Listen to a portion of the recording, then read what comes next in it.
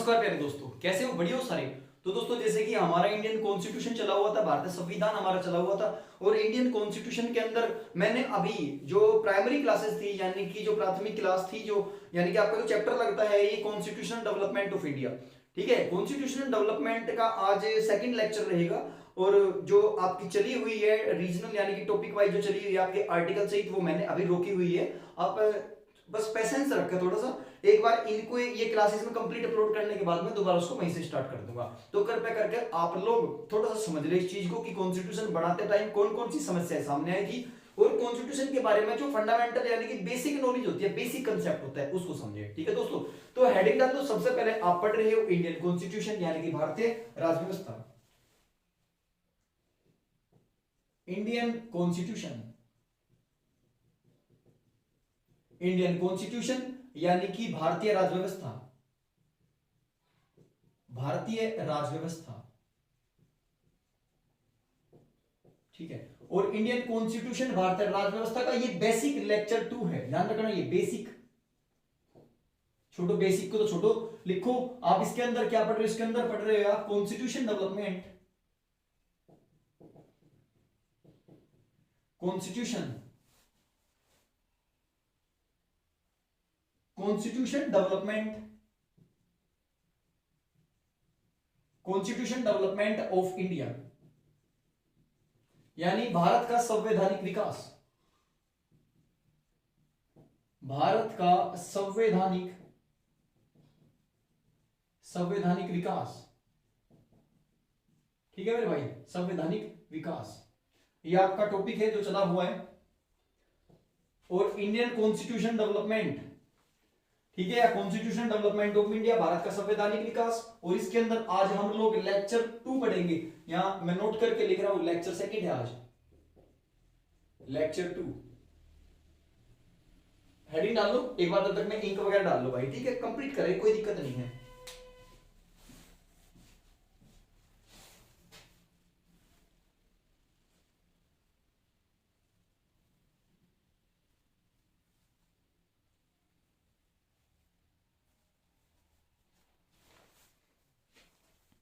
Zoom कर दो, बिल्कुल भाई, जूम कर रहे, एक सेकंड थोड़ा सा।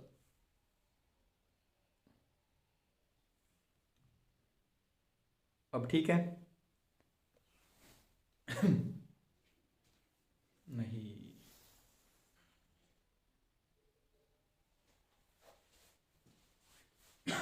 ठीक है भाई। तो आप पढ़ रहे थे constitutional development of India, Bharat का संवैधानिक विकास। कुछ कहते हैं कि सर आप जो है स्लोली स्लोली पढ़ाते हो। भाई स्लोली स्लोली पढ़ा रहे हैं, थोड़ा सा ध्यान रखना।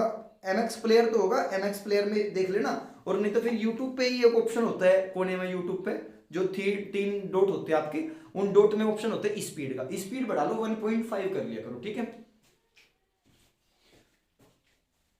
इसके अंदर देखो, इंडियन कॉन्स्टिट्यूशन डेवलपमेंट के अंदर आप लोग आज पढ़ोगे क्या? आप लोग पढ़ोगे सबसे पहले शासन यानी कि रूल, रूल यानी कि शासन। अगर शासन की बात करें दोस्तों, रूल की बात करें, तो ब्रिटिश टाइम में शासन जो था वो 2 तरह हम पढ़ेंगे। और 2 तरह कैसा शासन था? नंबर अगर फर्स्ट की बात करें तो 1773 से लेके, ठीक है, 1773 यानी 1773 से लेके 1773 से लेकर और 1857 की जो रेवोल्यूशन हुई थी, जो क्रांति हुई थी, ठीक है, एक टाइम ये होगा यानी कि 1773 से 1857 तक, और दूसरा होगा 1857 से लेकर और कहां तक? 1947 तक। ठीक, अगर हम बात करें 1773 यानी कि 1773 से लेकर 1857 तक, जिसको बोला जाता है क्या? कंपनी रूल, कंपनी रूल यानी कंपनी का शासन, कंपनी का शासन, ठीक है मेरे भाई। और अगर 1857 से लेकर 1947 तक की बात करें तो यहां पे हम लिखेंगे crown rule, CROWN, crown rule. Crown का मतलब होता है मुकुट, ठीक है ना, मुकुट शासन यानी कि राजा और रानी का शासन, ठीक है, लिख लो, राजा रानी का शासन, ठीक मेरे भाई। अब आप इसको पढ़ेंगे सबसे पहले, 1773 से लेकर 1857 तक की जो क्रांति होगी उसके बारे में पढ़ेंगे। तो नोट करो जल्दी, कोई दिक्कत तो नहीं? कमेंट कर दो भाई एक बार, कोई प्रॉब्लम हो किसी को क्वालिटी में, वीडियो क्वालिटी में, बफरिंग वगैरह में कोई भी दिक्कत हो।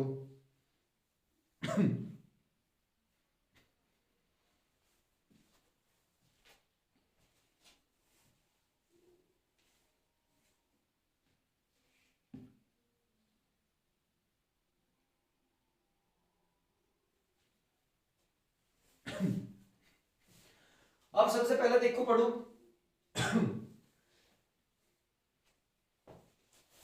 1773 की अगर बात करें तो 1773 से स्टार्टिंग करते हैं दोस्तों। सबसे पहले 1773 में एक एक्ट आया भारत, नोट डाउन करो 1773 में रेगुलेटिंग एक्ट,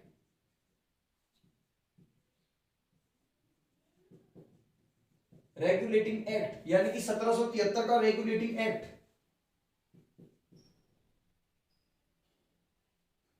हर बार गलत होता है ये, ठीक है। 1773 का रेगुलेटिंग अधिनियम। सर ये एक्ट भारत आया था, कब आया था ये एक्ट? 1773 यानी कि 1773 में आया था ये। और इस एक्ट का नाम था रेगुलेटिंग एक्ट, जो कब आया था? 1773 में आया था। और इसके अंतर्गत जब ये एक्ट पारित होकर आया उस टाइम पे ब्रिटेन के जो प्रधानमंत्री थे, प्रधानमंत्री जो थे उनका नाम था लॉर्ड नॉर्थ, लॉर्ड नॉर्थ। और इन्हीं लॉर्ड नॉर्थ के द्वारा एक सीक्रेट सोसाइटी बनाई गई थी, यानी कि एक सीक्रेट सोसाइटी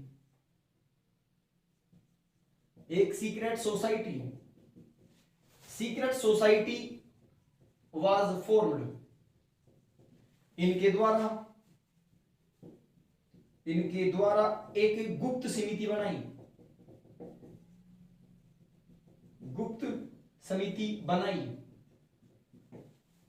ठीक है भाई। अब लिख लो नेक्स्ट। अब लिख लो दूसरा पॉइंट इसी के अंदर। 1773 में ही कोलकाता यानी कि कलकत्ता, मद्रास और बंबई, इन तीनों शहर के अंदर एक मेयर कोर्ट स्थापित की गई। मेयर कोर्ट स्थापित, ठीक है। मेयर कोर्ट स्थापित किए गए जिनका कार्य विधि का निर्माण करना था, विधि या कानून का निर्माण करना था, ठीक है मेरे भाई। अब अगर हम बात करेंगे कलकत्ता की, तो कलकत्ता का न्यू नेम क्या है? कोलकाता। मद्रास का नया नेम क्या है? चेन्नई। बंबई का नया नेम क्या है? मुंबई। ठीक, ये तीन शहर थे जिनके अंदर मेयर कोर्ट स्थापित किए गए। कौन से कोर्ट? मेयर कोर्ट स्थापित किए गए थे। यहां पे लिखा हुआ मेयर कोर्ट। मेयर कोर्ट का मतलब होता है ऐसे कोर्ट जिनके अंदर कानून निर्माण की प्रक्रिया उत्पन्न होती हो, ठीक है, जो कानून बनाने का काम करते हैं उनको बोलते हैं मेयर कोर्ट। और ये कोलकाता, चेन्नई और मद्रास में, यानी कोलकाता, चेन्नई और मुंबई में स्थापित किए गए थे, ठीक है। इनके पुराने नाम ये रहे, नए नाम ये रहे। कलकत्ता का नया नाम कोलकाता, मद्रास का नया नाम चेन्नई और बंबई का नया नाम मुंबई, ठीक है दोस्तों, नोट करो जल्दी।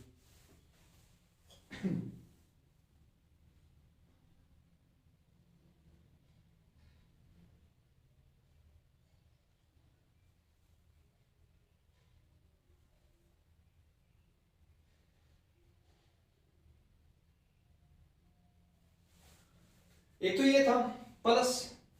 अब दूसरा काम क्या था? बस 1773 में ये कोर्ट तो स्थापित हो गए, लेकिन अगर बात करी जाए दोस्तों इन कोर्ट के स्थापित होने का क्या काम क्या हुआ? तीन अलग अलग गवर्नर जनरल हुआ करते थे, ठीक है। कलकत्ता का नया अलग गवर्नर जनरल था, मद्रास का अलग गवर्नर हुआ करता था और बंबई का अलग गवर्नर हुआ करता था। ये तीनों गवर्नर एक गवर्नर के अधीन कार्य करेंगे, यानी कि बंगाल का गवर्नर जो था वो सर्वोच्च बना दिया गया, ठीक है। लिख लो तीनों गवर्नर अब बंगाल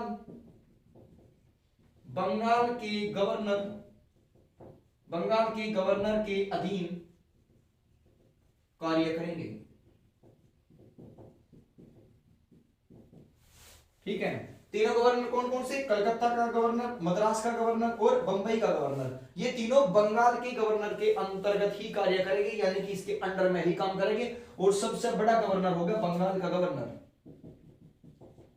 बंगाल का गवर्नर, ठीक है, सर्वोच्च यानी कि सबसे बड़ा गवर्नर, सबसे बड़ा गवर्नर।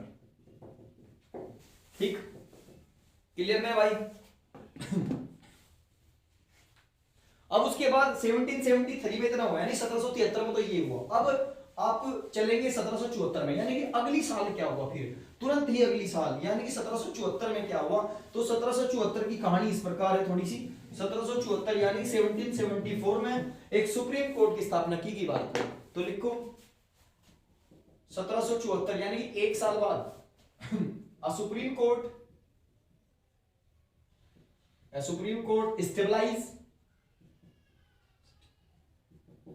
Stabilise in India. भारत में एक सर्वोच्च न्यायालय स्थापित किया गया। अगर इस सुप्रीम कोर्ट की बात करें तो इस सुप्रीम कोर्ट में एक मुख्य न्यायाधीश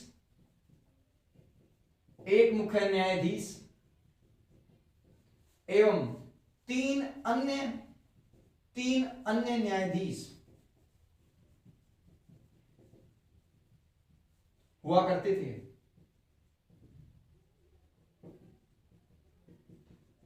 ठीक है, जो एक मुख्य न्यायाधीश था जिसका नाम क्या था सर? इसका नाम था Lord Elijah इन्फे।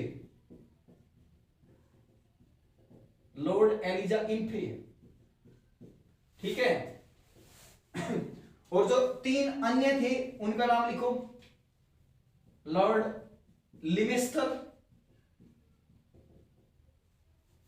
Next Lord chambers. क्या हुआ? प्रॉब्लम हो रही है? अरे नहीं,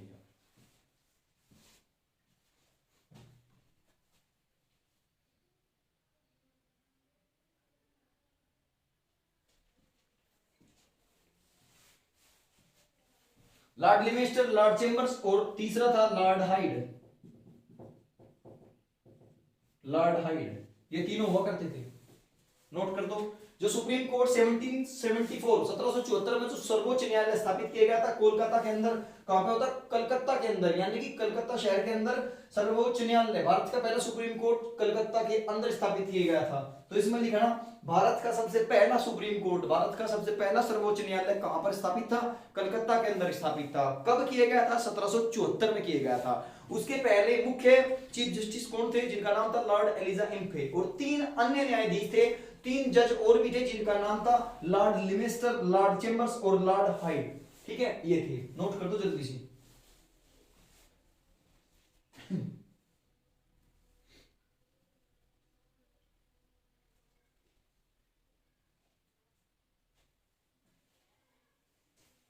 अब ये अधिनियम जो आता 1773 का जो अधिनियम था, 1773 का रेगुलेटिंग एक्ट जो था, इसके अंतर्गत और क्या क्या हुआ तो लिखो।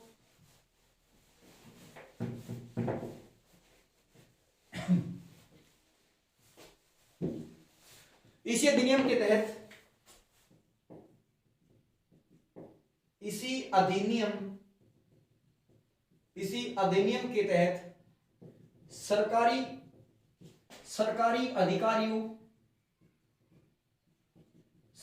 अधिकारियों को उपहार लेने पर प्रतिबंधित किया गया, यानी कि गिफ्ट लेने मना कर दिए। कोई भी सरकारी ऑफिसर गिफ्ट वगैरह नहीं ले सकता। ठीक है,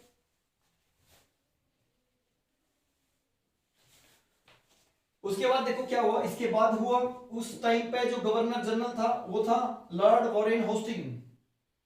लिखो, इसी दौरान लॉर्ड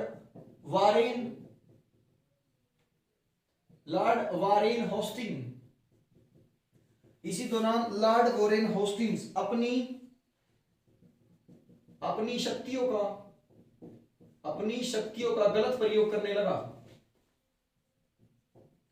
गलत प्रयोग करने लगा। उस टाइम पर बंगाल का गवर्नर जनरल हुआ करता था लॉर्ड वारेन होस्टिंग, और वारेन होस्टिंग ने क्या काम किया, वारेन होस्टिंग ने जो लॉर्ड एलिजा इम्फे थे, यानी कि जो सुप्रीम कोर्ट की मुख्य न्यायाधीश थी, सुप्रीम कोर्ट के जो जज थे, ठीक है, उनके साथ में फ्रेंडशिप की, उनके साथ दोस्ती की, और दोस्ती की आड़ में अपनी शक्तियों का गलत प्रयोग करने लगा, ठीक है। और जब अपनी शक्तियों का गलत प्रयोग करेगा तो ज्यादा से ज्यादा इंडिया को एक्सप्लॉइट करने लगा वो, तो ये ध्यान रखना। इसी दौरान लॉर्ड वारेन होस्टिंग अपनी शक्तियों का गलत पावर यानी गलत अपनी शक्तियों का गलत प्रयोग करने लगा। जब वह अपनी शक्तियों का गलत प्रयोग कर रहा था, उसी दौरान भारत के 3 ऐसे आदमी थे, यानी भारत में 3 ऐसे व्यक्ति थे जिन्होंने आवाज उठाई, और आवाज उठाने वाले कौन थे? नंबर फर्स्ट था नंद कुमार, दूसरा था चैत सिंह, और तीसरी क्या थी? घसीटी बेगम, ठीक है। जो नंद कुमार और चैत सिंह थे, ये मीर कासिम के दरबार में मंत्री थे। ध्यान रखना, नंद कुमार और चैत सिंह क्या थे? मीर कासिम के दरबारी मंत्री थे, ठीक, दरबारी मंत्री थे। और जो घसीटी बेगम क्या थी? घसीटी बेगम इन्हीं की क्या थी? मौसी थी। लिख लो, इनकी मौसी थी। अब उसके बाद अगर बात करी जाए नंद कुमार की, भाई ये 3 ऐसे आदमी थे जिन्होंने वॉरेन होस्टिंग को उसकी पावर को गलत प्रयोग करने से रोकना चाहा। यानी कि जब वॉरेन होस्टिंग भारत में अपनी शक्तियों का लगातार गलत पावरों का यूज कर रहा था, अपनी जो पावर थी, उसकी शक्ति जो थी उसे मिली हुई थी, उनका गलत प्रयोग कर रहा था, उसी टाइम इन 3 आदमियों ने उसको रोका था, नंद कुमार, चैत सिंह और घसीटी बेगम। इसी दौरान क्या हुआ? इसी दौरान नंद कुमार को फांसी की सजा दिलवा दी, और इन दोनों को आजीवन कारावास यानी कि इनको काला पानी भेज दिया गया। चैत सिंह और घसीटी बेगम को काला पानी की सजा हो गई थी, और नंद कुमार को फांसी दिला दी थी, ठीक है। इसमें लिखो, नंद कुमार को फांसी दिलाई गई, नंद कुमार को फांसी दी गई,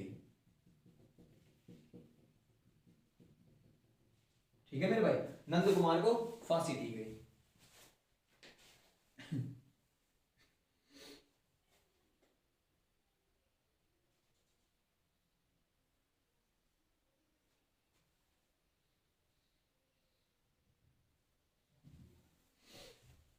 सर नंद कुमार को फांसी कब दी गई थी? तो भाई लिखो 1774 में दी,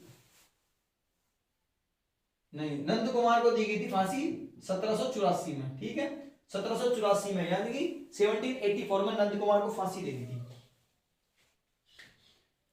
उसके बाद लिखो 1784 में एक नया अधिनियम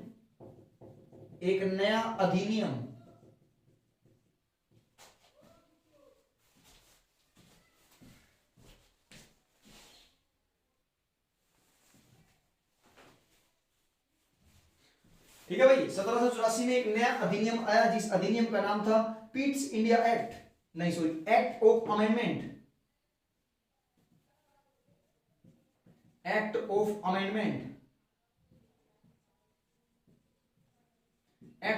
अमेंडमेंट, यानी कि संशोधन अधिनियम,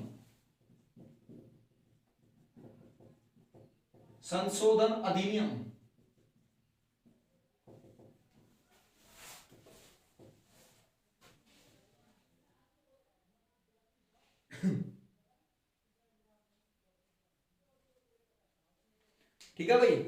अब हेडिंग डालो नेक्स्ट, 1784 में कौन सा अधिनियम आया था? Act of amendment.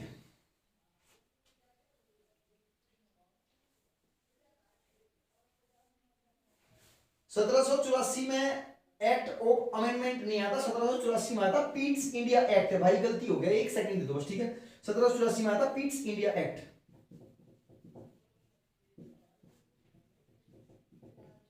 Pitt's India act, इसके बाद में आया था, ठीक है, पीट्स इंडिया एक्ट 1784 में आया था। तो जब पीट्स इंडिया एक्ट 1784 में आया, तो इससे पहले एक अमेंडमेंट आया था भारत में जो 1781 यानी कि 1781 में आया था। इसको मैं नोट करवा रहा हूं एक बार, ये तो बाद में आया था 3 साल बाद। इससे पहले जो 1784 के 3 साल बाद यानी कि 1781, लिखो 1781 का एक्ट ऑफ अमेंडमेंट 1781 का संशोधन अधिनियम, संशोधन अधिनियम यानी कि एक्ट ऑफ अमेंडमेंट,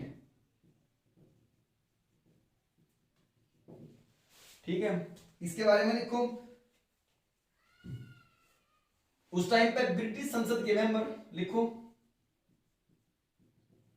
ब्रिटिश संसद के सदस्य एडमंड बर्क थे, एडमंड बर्क थे, ठीक है भाई। लिखो इन्हीं की सिफारिश पर, इनकी सिफारिश पर इस अधिनियम को भेजा गया, ठीक है भाई। उसके बाद लिखो ये अमेंडमेंट क्यों आया था, तो लिखो 1773 के रेगुलेटिंग 1773 की रेगुलेटिंग एक्ट की कमियों को सुधारने के लिए, कमियों को सुधारने के लिए एक्ट ऑफ अमेंडमेंट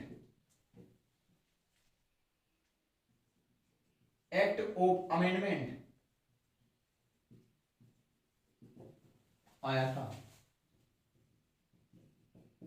यानी कि जो गलतियां 1773 के अधिनियम में थी, रेगुलेटिंग एक्ट में जो कमी थी, उन कमी को सुधारने के लिए कौन सा एक्ट पारित करेगा, 1781 में संशोधन अधिनियम यानी कि एक्ट ऑफ अमेंडमेंट। ठीक उस टाइम पर ब्रिटिश जो पार्लियामेंट थी, ब्रिटिश पार्लियामेंट के जो मेंबर्स थे जिनका नाम था एडमंड बर्क की ही सिफारिश पर इस अधिनियम को भारत में भेजा गया था। और इन्हीं के आधार पर इसका मानना क्या था, जो एक्ट ऑफ अमेंडमेंट संशोधन अधिनियम क्या काम करेगा, जो रेगुलेटिंग एक्ट में जो कमियां थी उन कमियों को सुधारने का काम करेगा दोस्तों, ठीक है। नोट कर दो जल्दी।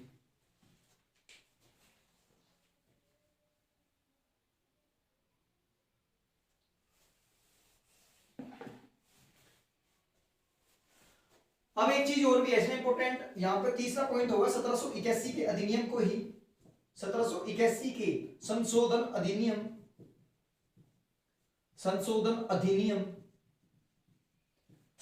अधिनियम को ही बंगाल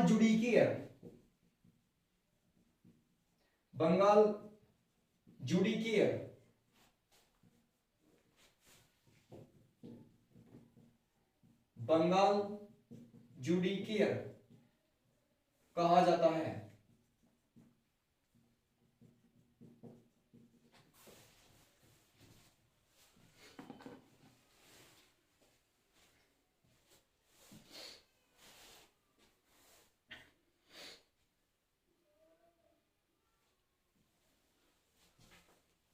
अब हेडिंग डाल लो पीट्स इंडिया एक्ट।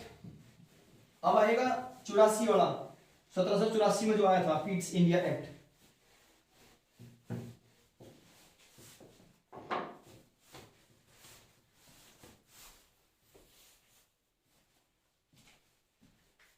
लिखो 1784 में आया था Pitt's India act, Pitt's India act, ठीक है। पीट्स इंडिया एक्ट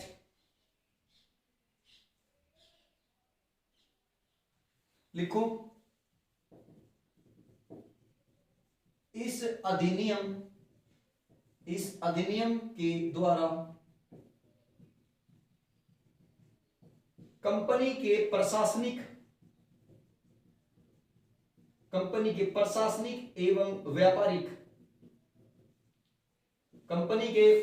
एवं व्यापारिक अधिकारों को अलग अलग किया गया।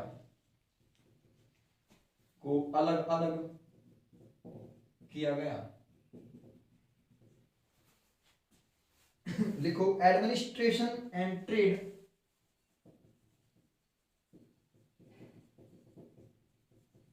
एडमिनिस्ट्रेशन एंड ट्रेड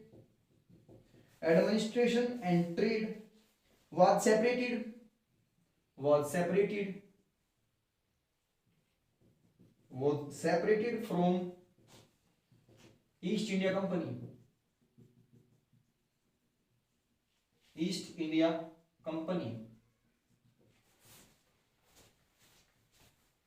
नेक्स्ट लिखो फिर दूसरा पॉइंट इसी के अंदर। एक बोर्ड ऑफ कंट्रोल की स्थापना की गई, एक बोर्ड ऑफ कंट्रोल की स्थापना की गई। ठीक है, लिखो establish, establish a board of control in India. ठीक है, यानी कि इसको हम शॉर्ट फॉर्म में BOC, बोस। ठीक, बोक, BOC, बोक बोलेगा ये, बोक। BOC का मतलब है बोर्ड ऑफ कंट्रोल। इसमें 6 सदस्य हुआ करते थे। बोर्ड ऑफ कंट्रोल में कितने मेंबर्स थे? 6 मेंबर्स थे मेरे भाई, बता रहा हूं, कमेंट मत कर, ठीक है। 6 मेंबर थे बोर्ड ऑफ कंट्रोल में, 6 सदस्य थे, लिख लो।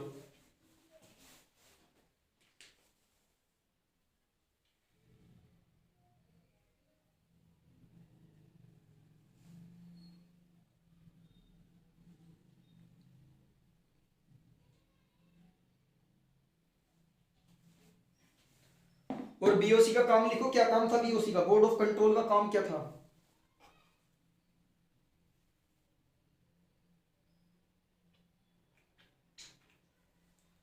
इंक खत्म हो गई।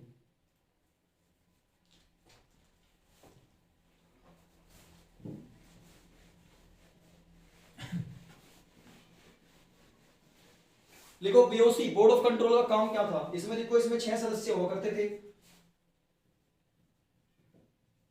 Board of control 6 members. इनको क्राउन द्वारा, इनको क्राउन द्वारा नियुक्त किया जाता था, नियुक्त किया जाता था। दूसरा पॉइंट लिखो, इनका कार्य, इनका कार्य गवर्नर को शक्तियों का गलत प्रयोग करना था। इनका कार्य गवर्नर को शक्तियों का गलत प्रयोग करने से रोकना था। यानी कि अगर गवर्नर जनरल कोई भी कार्य गलत करेगा या गवर्नर अपनी शक्तियों का मिसयूज करेगा तो उसको रोकना, उसको रोकने का काम कौन करेगी? BOD, यानी कि board of control. BOC, board of control के जो मेंबर हुआ करते थे वो गवर्नर को अपनी शक्तियों का गलत यूज करने से रोकना काम था उनका। और जो BOC के मेंबर थे, यानी कि बोर्ड ऑफ कंट्रोल में ये 6 मेंबर से, और ये 6 के 6 सदस्य ब्रिटेन की महारानी द्वारा नियुक्त किए जाते थे। ब्रिटेन की महारानी इनको भेजती थी, और इनको क्यों भेजा जाता था? उनको इसीलिए भेजते थे ताकि भारत में गवर्नर अपनी शक्तियों का गलत यूज ना करे, उनको रोकने का काम करते। ठीक है, ध्यान रखो।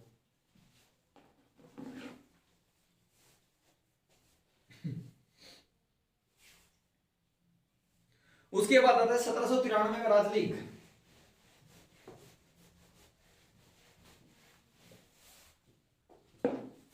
लिखो नेक्स्ट पॉइंट, 1793 का राजलीग। 1793 का राजलीग अधिनियम, राजलीग अधिनियम। ठीक है, यानी कि 1793 का charter act, charter act, charter act को बोलते हैं राजलीग अधिनियम। ठीक है, जब ये चार्टर यानी कि जब ये एक्ट आया था, इस एक्ट के द्वारा कौन कौन से काम करे गए थे? लिखो point number first, east India company को,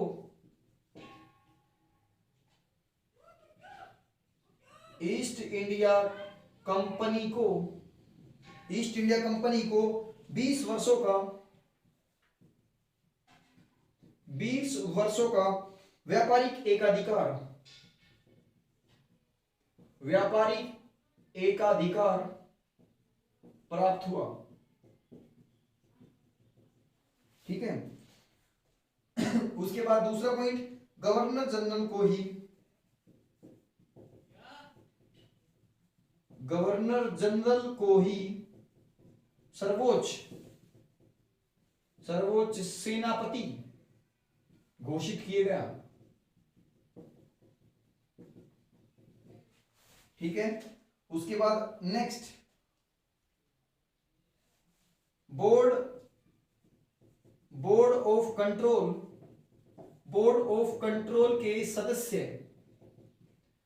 कंट्रोल के सदस्यों के वेतन अब भारत के राजस्व